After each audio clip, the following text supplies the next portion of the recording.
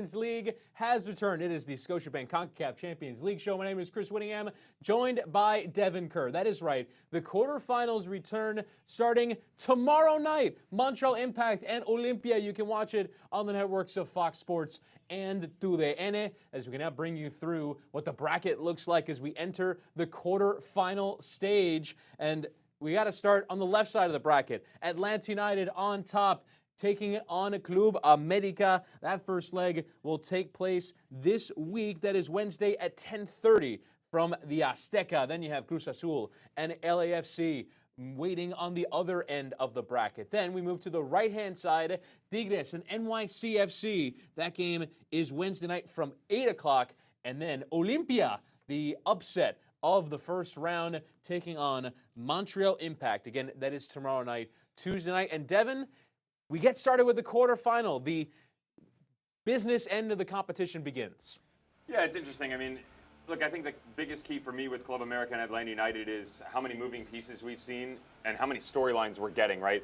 Unfortunate ones, too. You get Joseph Martinez. He's no longer going to be there. They're still waiting on guys coming back and dealing with injury and visa issues. Club America, still, you kind of brought it up last week, disciplinary issues. Haven't really hit their ceiling. Is Herrera happy with how they're playing? Is he not? For me, I'm concerned because of the overall pace of the game itself and because of Joseph Martinez. Yeah. You know, they get an opportunity, they can play in transition quickly. I really think that they started to find a bit of identity. I'm not saying they found it. They started to find a bit of it, and now he goes away and Adam John steps in. So how do they get on, in your judgment? Atlanta beating FC Cincinnati in their first MLS match without Joseph Martinez. How do they get on without him? Well, they answered it this weekend, and what they did was they basically took Joseph Martinez out because he's injured, and he let Adam John step in. We kind of hustled and bustled this back and forth last week. Do you systematically change everything and mix it all up, bring new players in, switch it all around, or do you plug and play? I was for the plug and play, and that's what you got. Adam John comes in. It's a different look, though. The pace was off. You could see some of the chemistry lacking up top. They still get a win, so that's important. I mean, they get out in front, and they maintain their confidence.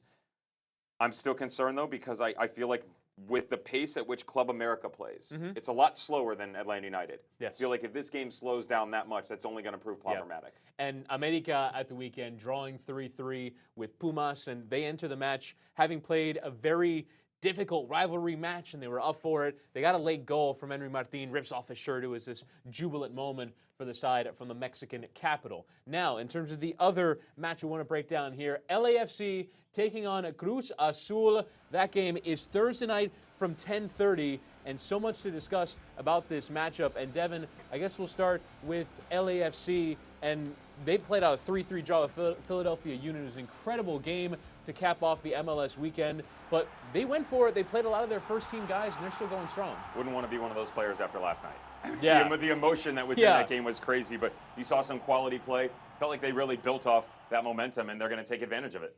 And let's go ahead and move to Devin on the tactics board. We have an individual breakdown of Carlos Vela and his positioning, moving from the first leg to the second leg. Devin, take us through it. A lot of people have talked about it, Chris, and what you have to keep an eye on is where they were good and where they were bad. So let's go back to the 2-0 loss at Leon. Let's stop it right here. Notice how he's checking away from goal here. Now, the back line's set up quite nicely. You've got flat four. The midfielders are starting to drip. Luis Montes is getting in there. LAFC is still set up well. They have plenty of space to work with. Let's let it play. As they start to rotate to the far side of the field, just keep an eye right here on Carlos Vela. Okay? Following the ball. Let's stop it again right now. Now he's surrounded by all the players. You've got a player down in the channel, so you can work this way, and that's fine. You can work the width. That's very good. Blessing starting to make his way back over. Diego Rossi all the way on the outside. The problem is your main striker is shut off. Look at this diamond around him. Let's let it run again a bit further. As it continues to the far side, now he's like, all right, I want to get involved. Stop. Checking away. They've got a nice little triangle here. There's no overlapping run down in the corner. They basically have one option here, and it's to retreat. Let's let it play again. Even though Carlos Vela gets involved on this, they still are moving away from goal. Let's pause it one last time right here. Now where is he? He started all the way over here, and just to get involved in the run of play, try and be a playmaker and make something happen for his team. Now he's moved into a further position away. That's just not going to happen. The team was lacking a bit of chemistry. We felt like, okay, there wasn't enough energy. Bob Bradley said he felt like they got in the right spots. They just didn't execute. This is a perfect example of it. Let's fast forward. Let's go to that beautiful 3-0 win at the bank. Okay, watch Carlos Vela as we move the other way. He's going to start in the middle of the field. He's going to move all the way back out to the outside. It's going to be transitional play that LAFC is so good at. When Blessing picks this ball up, let's stop right now. Look at all the space that they have to play with. Now, this could have gone a couple of directions. Vela could have cut in, right in between the center backs. Not a bad look. You come outside, he still has the ability to run. And oh, by the way, 1, 2, 3, 4, 5, 6 different players from LAFC following his lead. Let's let it run. One-on-one situation, top of the 18. Let's stop it one more time right here. As he stops and starts to move back in, what happens? Still has the ability to go outside. He could still bring it to the inside as well. And he's got 3 different players that he could have played with. No, it doesn't end up in the back of the net. There's nothing wrong with that, though. The most important thing is tactically, they made the adjustments. They knew if they bring Vela to the outside, they can rotate him into a false 9. He can play on the wing for all he cares. As long as that ball hits his foot, he's the playmaker that's going to make things happen. He's done it in MLS last year. He's already started doing it in Champions League. And we saw him rip some defenses apart last night in Philadelphia Union. Watch him this week. And that's LAFC, and great stuff there from Devin on the tactics board. Cruz Azul at the weekend with another 4-2 victory over Tijuana. They are on fire 5 in a row in Liga MX. Roberto Alvarado with a brace in that one. They're on fire, and Jonathan Rodriguez continues to top the league in goal scoring. When we come back, we'll look ahead to the 2 other matches coming up this week in Scotiabank Concacaf Champions League in the quarterfinal. More specifically, NYCFC and Tigres. We're joined by NYCFC midfielder James Sands when we return on the Scotiabank Concacaf Champions League show.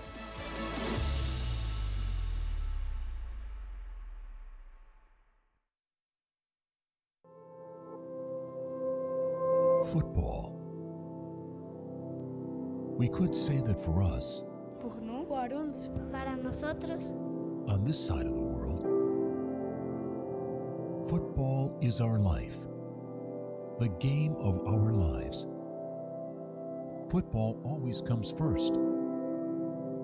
We all come from different cultures, but football unites us. sin pillar su saben, nos une. One region, one voice. Una voz, one voice, une voix.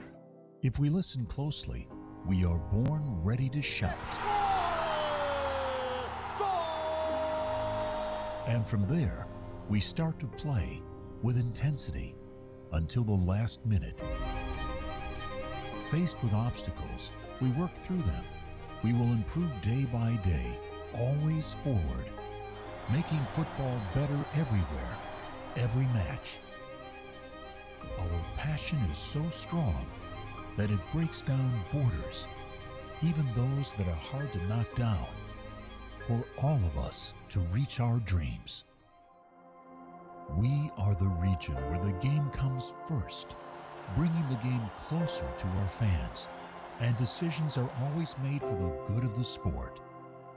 We raise our level every day, making football better everywhere, every match. We will put all our teams in position to win. In our region, Nuestra región. Notre région. Nuestra región. everyone gets to play, connected and respected.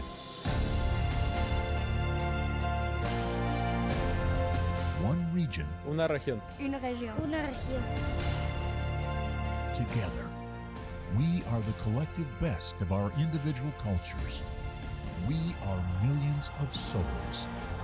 We are together for the love of our game. United for football. 41 countries for one love. CONCACAF.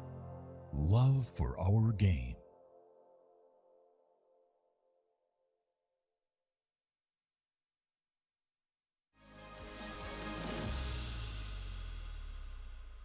This is the Scotiabank Concacaf Champions League show, breaking down all the matchups this week in the quarterfinal stage. Chris Whittingham, Devin Kerr here to bring you all through it. And right now, we're going to look ahead towards NYCFC and Tigres. The first leg between these two is going to be on Wednesday night. And Devin, we're actually joined by NYCFC midfielder James Sands. James, appreciate you stopping by. And And James, when you look at this matchup, it's going to be a difficult one against Tigres, one of the best sides in the region for the last decade. And the way that they play, it's a very specific style of play. So when you look at this matchup, James, from your standpoint, what are you looking at when it comes to Tigres? And you have Andre Pierre-Gignac playing it behind you. What could potentially be the difficulties in this? Yeah, I mean, we know they're an incredibly talented opponent, so it's always going to be a challenge. But I think any game that we play in, we try and focus on what we're going to do. You know, how we're going to play, how we're going to press. Obviously, we have to be aware of their danger men. But I think if we deal with them as a team and collectively, then I think that'll be one of the key points in the game for us. And then just making sure, we're keeping locked in mentally because it's two legs, and we just got to know that going forward. And James, when you talk about we want to play how we want to play, you're under a new manager in Ronnie Dyla. What does that mean to you? And now, obviously, without giving too much away of the style, what does it mean to play the way that you guys want to play? I mean, I think we've always been a club that that values the ball and wants to keep possession. And I think even though we do have a new manager, it's helpful that we have 90% of our guys back from last year. So the ideas are still similar from last year. And I think any game we go into, we think that we want to dominate, we want to control the ball, and I think we have to have the same mindset for this game, no matter who the opponent is. James, let's backtrack for a second here. First time I had the opportunity to see you was under John Hackworth. You actually had a loan under Lou City, and he talked about how the evolution of that team, you kind of changed it for them, becoming the six. You've gone from a loanee to a USL Championship club to becoming a regular starter, an impactful one at that, for NYCFC. Can you just talk about that progression and where you think you've been most successful and where you want to go? Yeah, well, it's definitely been a good journey so far, but far from over. And I think it's a credit to the work that I've put in, but especially the people that I've had around me. I've had great coaches. My family has always been supportive. So I think that's been one of the biggest things for me to make these steps from USL to MLS and now to Champions League. So hopefully this is just another step along the way, and maybe one day playing for one of the big clubs in Europe. And that would be obviously the dream of a lot of American players. But as a youth player coming up through the system, is it difficult to find your place in a senior team? What ultimately is that biggest step to go from, obviously you're excelling at the youth level because you're catching the eye of major managers, but moving into USL, what is the most difficult part of that transition? I think for a lot of young players, it's just the speed of play. Every time you move up a level, the speed of play increases, and I think that's kind of the toughest adjustment. But one of the things that I've benefited from is having really good club situations. Especially at New York, the club has not been afraid to play me, even when I was 17, 18. And I think getting that experience, and especially last season too, I think it's helped me tremendously. And I think I keep fighting for my spot, but I think I'll keep improving as long as I stay on the field. James, I got to ask, a lot of things floating around in the media, and having been in your situation before, it's not easy walking into somebody else's dressing room. You guys made your quote-unquote home venue your fortress, and so you have to go to Red Bull Arena. What was that like for you guys as players, and what was the message floating around before the match? Yeah, it's definitely different. There's no getting around that, but it's really the fans are what make it a home game. So especially for this game coming up, if we get a lot of our true supporters out there, then it'll feel like a home game no matter where we are. If they bring the atmosphere, we feed off of their energy. So I think it's up to the fans to make this as much a home game as possible. And for us as the players, it's just about controlling what you can control. We can only control the game on the field, so that's what we're looking to do. Did you get a chance to watch Tigres at the weekend? They are a side that likes to keep the ball, and so it's going to be difficult. And I feel like the biggest step up, you mentioned the speed of play, but it's also the margin for error, because when you lose the ball against your average MLS team, it's a little bit different than losing the ball to Tigres, because it's going to be a while before you get it back. What do you know about Tigres and the way that they like to play, and ultimately how you're going to approach them as an opponent? Yeah, I think you kind of summed it up well, but especially with a team like Tigres and all the top quality players they have, I think any mistake is going to be punished. So you have to be really careful about what you're doing, especially in the back. But just, yeah, you really said it, no margin of error. But it'll be an interesting game. Two sides who both like to have the ball. It'll be interesting to see how that plays out. James Sands, a holding midfielder for NYCFC. They'll play Tigres in the Scotiabank Concacaf Champions League this coming Wednesday night from Red Bull Arena. We're very much looking forward to the game around here. James, best of luck. Thank you very much. And that's James Sands joining us here on the Scotiabank Concacaf Champions League show, and quite a remarkable story that he has. It's interesting. I mean, we forget that he's still, with all due respect, a child, right? Compared to everybody else around him. I mean, we're going to get an opportunity to break him down, but he's a kid who probably doesn't get enough respect for what he does in the middle of the field, to be honest. And I think that they have a lot going on for them. So many different things in both positive and negative manners. You know, there's the stadium issue. You have 3 coaches in 3 years. I mean, that really does something to a player's psyche. And to manage results, it's difficult to do. You know, that's really, really difficult to do. I admire them for the way that they started, and they've gotten better. Yep. I still think that I'm going to stay true to what I said last week, that I don't think we've seen them in its entirety yet. Yeah. It's also still very early. So that's the argument, but that's the argument for the tournament too, right? And such an important first leg for them, because they'll be at home. You have to go away to El Volcán, one of the most difficult places to play in North America. So to get off to that first leg on a good start will be really important for NYCFC. We'll continue breaking down this matchup and much more when we return. We'll also look at the other semi-final that we have yet to get to, and that is Montreal Impact and Olympia, quarterfinal. The quarterfinal previews continue coming up next on the Scotiabank Concacaf Champions League show.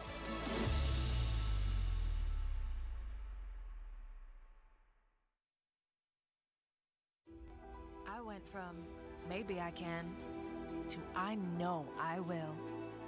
From isn't she cute to fight. Coaches who seem stuck on we can now say we did. From women's football to every 90 minutes, I'm reminded we belong.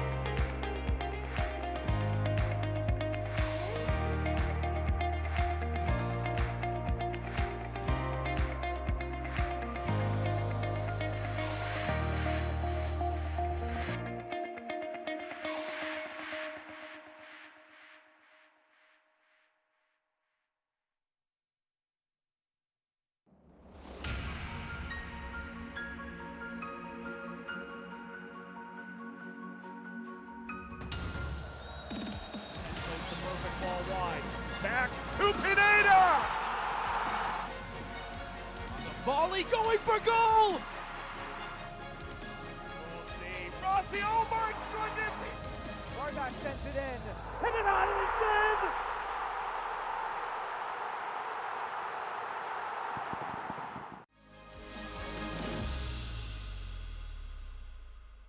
Welcome back to the Scotiabank Concacaf Champions League show. My name is Chris Whittingham, joined by Devin Kerr as we continue to look ahead to the quarterfinal round. Get started tomorrow night. It is incredible. Let's go ahead and refresh the bracket for you just to make sure that you know what the stakes are for each and all of these matches. We'll start first on the right-hand side. Tigres, NYCFC. The first game in that one is on Wednesday night from 8 p.m. And then you have Montreal Impact and Olympia. That's a Tuesday night at 8 p.m. That's the first leg in Montreal. Then on the left side of the bracket, LAFC, are home with Cruz Azul. Club America will entertain Atlanta United at the Azteca. The first leg is Wednesday at 10:30. And so that's a look at the bracket right now. Now, we've still got 2 more quarterfinals to preview in further depth. We'll start first with Montreal Impact and Olympia de Honduras. Now, in terms of Montreal, Devin, Do you think that they did enough in that round of 16 to prove that they are the favorite heading into this quarterfinal against Olympia?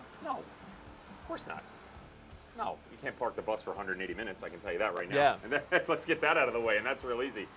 The good news is that since that, we've seen them start to have a little fun, right? They've opened up their offense a little bit. They're not just willing to sit back, and they're taking some chances. Some of those chances, though, kind of bit them on the backside. Give up 2 goals, final 13 minutes. It was an 83rd and 96th minute over the weekend against FC Dallas. Aruti again, too, so that's nice. So I think that the offensive pieces are starting to come together, and maybe they're losing some of that construction on the defensive side of the ball. Not enough to be the favorite. I would say that I'm a bit concerned for them in just getting a different look. I think they have trouble adjusting to their opponents right now. They're focused on what they're trying to do their best at, which I get. But everything else that's moving around, you have to keep on your head on a swivel and make the proper changes. In terms of Olympia, is that just a one-off? A one-off beating Seattle away from home, coming back from 2-1 down, or are they a formidable opposition? Yeah, too much talent, for sure. I think they were taken too lightly. Yeah. When Tyler Terrence was still here, I said to him, don't sleep on the Seattle Sounders Olympia matchup. He kind of laughed at me. How's his bracket looking? I don't think it's looking particularly good. Not. We'll get to that, they were meant to be in the final in his bracket, exactly. And they're not. All right, so in terms of Tigres and NYCFC, we're just talking about it with James Sands, and we'll go ahead and take a look at it in further depth here. When you look at NYCFC so far in the league, it's yet to score 2 defeats in their first 2 matches, and then Tigres are starting to come back together a little bit. Probably not have enough to blow NYCFC away just because they don't have the goal-scoring threat other than Gignac, although obviously he can win a tie. But how do you see this one in terms of who you would favor going in? I like your question to James Sands talking about the possession battle. Yeah. A team that has to chase the entire time. I think that's going to be a problem for a team that wants to hold the ball. Yes. Right? Tigres almost for the point of it. Like, they just want to keep the ball for the sake of keeping the ball. They very often just keep the ball without even having intent to attack. Yeah, and, as analysts, sometimes you sit back and go, fine, go side to side. You're chasing for 90 minutes, it does something to your psyche. And that's something that NYCFC is really going to be tested on. Now, you wonder, does Ronnie Dyla press the envelope a little bit? Do we start to play a higher line? Do we figure out whether or not they change their system? Again, I still go back to what they said about preseason, where they're going to start in the 4-4-2. They went back to the 4-3-3. I think that they rotate quite nicely. The problem is Tigres is a whole other animal. They haven't seen this yet, especially not in MLS. I'm not taking anything away from the San Carlos matchup. They did their work. But at the same point in time, Tigres and San Carlos, that's apples and oranges. And we both agree on that. Yeah, of course. No, it's a million miles away. But we had James Sands on the program, and you don't think he gets enough love. It's part of the reason why we had him on. What can you tell us about how James Sands dictates the midfield playing from that number 6 position for NYCFC? Hard to believe. I actually did a little bit of homework this weekend. Wow. I know. I was very a good impressive. boy. Yeah, he doesn't receive enough respect for what he does. Everybody thinks that the holding midfielder role, he's a bulldog, okay. Maybe they just knock the ball side to side. Watch this, though. Watch the first touch. You're welcome. Alexander Ring goes the other way. He's a traffic, right? Let's go left, let's go right. Let's find a way to exploit what's going on. Watch his spatial recognition here. Understands that there's challenge coming to Alexander Ring. Starts to step over, quick reactions, and watch the tackle. He knows that this ball is given up. He is about to get whacked. He does not care. Still finds the outlet pass, and NYCFC should honestly have been given advantage here and gone the other direction. But he's willing to put his body on the line. What else is he good at? Change of pace, change of direction. Keep an eye on him. He's going to walk into your screen from right about midfield. As you get Maxi Morales starting to change the direction here, he understands I have to step up a little bit here, but I also have to keep my options open. He's going to drift towards the referee. A lot of green to work with. He could come back outside. He can rotate back over. Yeah, it's a meaningful pass. It's a meaningless pass. No, it's meaningful because you're continuing the flow of the actual game itself. See nice little touches in and out. And oh, by the way, he can be a human highlight reel when asked of him. It's not often. Beats the first guy. Now he's down in the corner. What are his options? He can go to the byline. He can knock it back across. He's going to get a bit tactical. Put him on skates. Finds Alex Ring. Excuse me. Overlapping around to Tinnerholm. Thank you very much. But finds Tinnerholm. He allows the play to develop around him, but he's also willing to be the conductor. And it's the little touches here and there. Ready for this? 56 out of 57 passes the kid completed against San Carlos. 98% passing accuracy.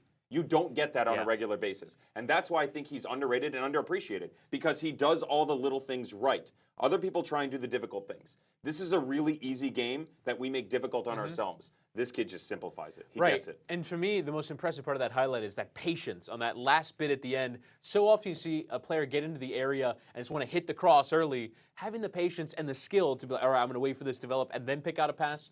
Absolutely sensational. I want to add one thing to it, and I brought it up in the call to James Sands, but I want to tell you how deep this has gone. John Hackworth, former U17 coach. Yeah. Obviously, a very well-known person in the coaching community. Coach for Philadelphia Union. He's now the head coach at Louisville City.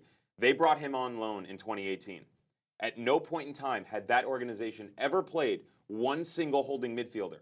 And at just 17 years of age, they threw James Sands into it. John Hackworth said, I had never seen a player before handle the situation like that, and he hasn't since. And he's got some talent. Yeah, and he's seen a lot of great youth players during his time. All right, coming up, we'll take a look at the bracket. Obviously, we've had over the course of the show. I will make my picks and hope to make an improvement over the previous host of the show, Tyler Terrence. We'll have a full look at the bracket. We'll make some picks when we return on the Scotiabank Concacaf Champions League show.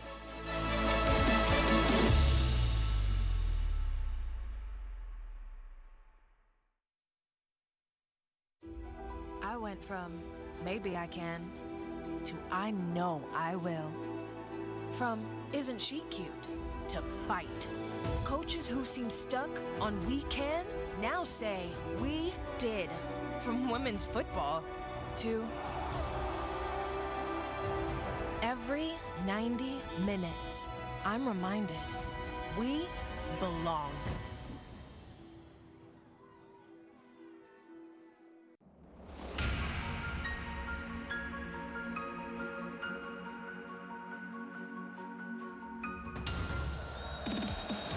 Perfect ball wide.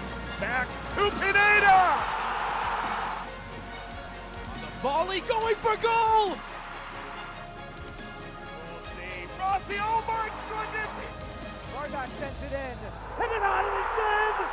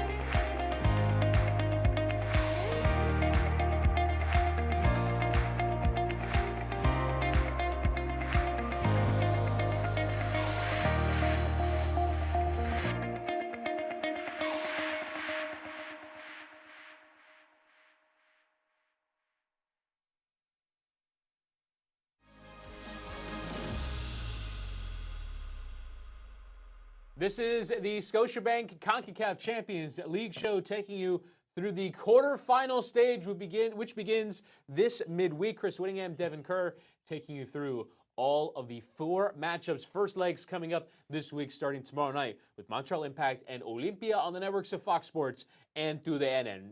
And now, Devin, it's bracket time. We got to take a look at your bracket first, check in on the status of how you're doing, and looks pretty decent so far. You have you have one semifinalist gone. One You're semifinalist welcome. gone. The final still in play. You're welcome. I don't care that they're gone. And for a couple reasons. Number one, it's just so pretty to watch, first of all. And, you know, I double-checked and I said, should I? I kept saying Olympia, Olympia, Olympia.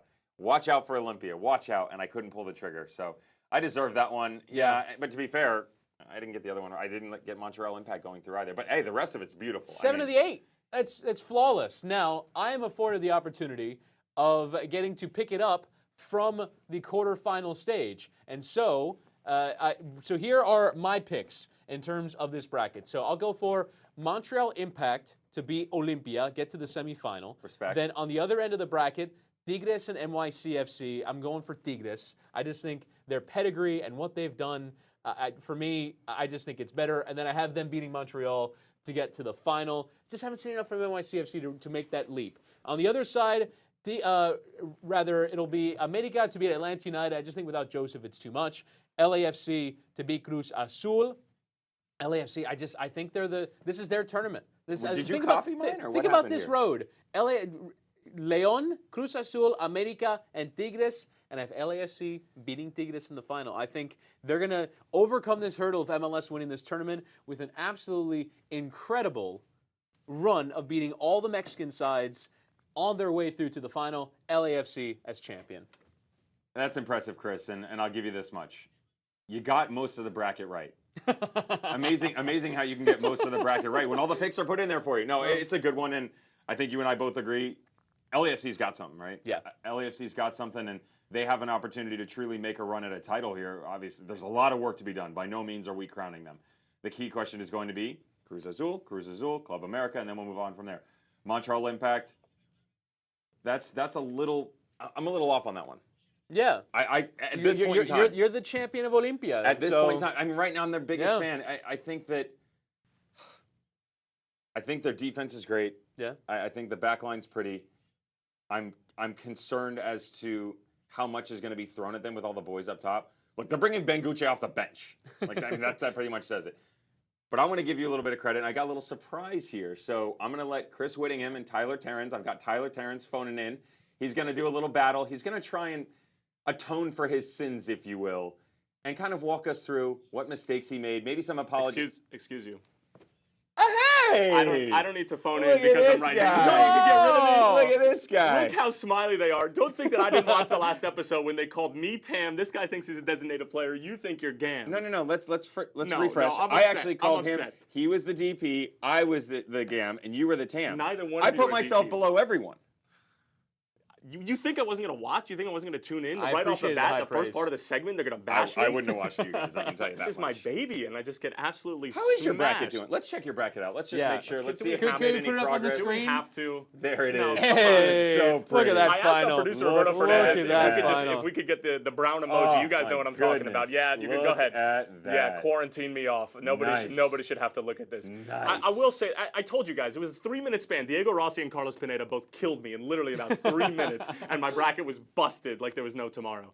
But you know what? The good thing is that you didn't have to inherit my bracket, which I thought was actually what was supposed to happen. But what would be the point of that? You There is- ran- I because would have you maybe take the gotten a seat. couple of semifinals. You take the seat, you take the bracket. I mean- you get grandfathered in. All right, I now got one question for him. Yeah, go on. One question. Go ahead. Roberto, our producer, he's great at kind of catching things on the fly. Can you guys do me a favor? Can you throw up the bracket once again? Not Tyler's bracket. Let's throw up the bracket now, live as it is. Let's just show everybody the upcoming fixtures. I actually want to get Tyler's opinion going forward. Oh, wow. Okay. So it's probably the last time we're going to have him for a while. Last chance saloon. You got to get it right this time. Give me an idea. I'm You writing them giving down. me a second chance? You giving me a second Ready? life? Well, I'll start you in the top right. Tigres, NYCFC. Tigres. Okay, let's move to the bottom right. Going against your Olympia, Montreal. Good for Love you. what Good they've for been you. doing. Exits on the Tigres right. Let's and go. Montreal Bottom on left. that right LAFC, side. Cruz Azul. LAFC. You're on the bandwagon. Good Uh-huh. for you. I'm It's on nice. it. It's nice to I'm on it. have a study partner like me peek over my shoulder. No, Atlanta United, Club America. No, Joseph Martinez, you have a problem. Club America is moving on. So Okay. we're all going chalk here. Well, you're going for Olympia? Listen, this Are is- you going to do it? I've won't. got. Hang on. You I won't. already said I took Olympia. Okay. I already did it. Yeah, took but you had Olympia. Seattle in that, but you had I'm saying Seattle if I going to the had the semifinal opportunity if you had a to second change. chance. One at a Okay, time. fair Let's go. enough. Ready? LAFC, Cruz Azul, or excuse me, Club America. You're taking Club America. I No, see I'm it in not. your I'm eyes. taking LAFC. I'm Okay, taking you LAFC. just- I'll All change right. that Wow. C to an L, and Yeah. we're good. Tigres, Montreal Impact. You're taking Tigres. My heart wants to take Montreal. Wanyama's but- going to come I for you. know my heart wants to take Your heart Montreal. wants to take Montreal. For some, they're a results machine right now. They're just cranking it out. They haven't lost a game yet under Thierry Henry. They're finding a way to get results. This is a man who knows nothing but winning and scoring goals, and Say his it. team is proving that. Say it. Montreal. Oh, Let's wow. do it. Let's do it. Why not? Look at him. Wow. I got a second chance at Two Montreal. I can carry MLS myself. two MLS teams in the final. Last one. Yeah. Montreal. No, they're not- yeah. Yes, Yeah. yes, you can count. Yeah. Montreal Impact, LAFC. Say it. I can't believe I'm admitting Say it. No, you're going to pick Montreal wants Impact to. to win He wants to. CONCACAF. Montreal, baby, come Oh, on. my goodness. Some men just want to watch the world burn. That's me, extraordinary. baby. Wow. Why not? Why not? Montreal Impact. If I'm going to go out of this show, listen, I'm upset that my last appearance on this show was these fans literally thinking that I have no idea what I'm talking about. There's a and they reason might it's be, your last they might appearance. be right. We They have, might be we right. have all the evidence. You just Oh, put all goodness. the red circles with a line through them, and you're good. Yeah. Quarterfinal match you're most interested in? I would have to say Montreal and Olympia.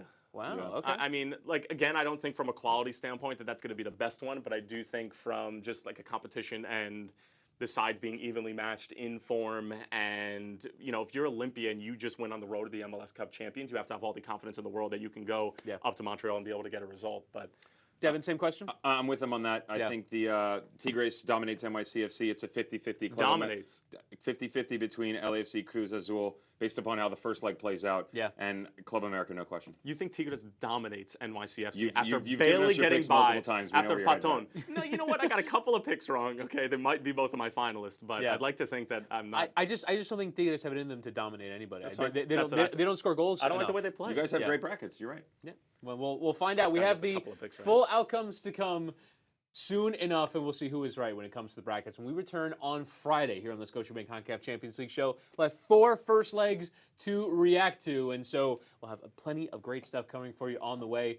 Tyler Terrence returns to Chicago. Congratulations, Chicago Thank you, sir. Fire. Thank you, Play-by-play voice, had his first game Sure, at the Your Honor. weekend. Do you have a game this weekend? I do. We're at Orlando. At Orlando. in the What time is that Sunshine State. kickoff? Kickoff is 7:30 Eastern time. 7:30 I believe. Eastern Yes. time. The first Scotiabank Concacaf Champions League game is on Tuesday night. Montreal Impact and Olympia kicks off from 8 p.m. on TUDN and the networks of Fox Sports. Thanks for checking us out. That'll do it for this edition of the Scotiabank Concacaf Champions League show.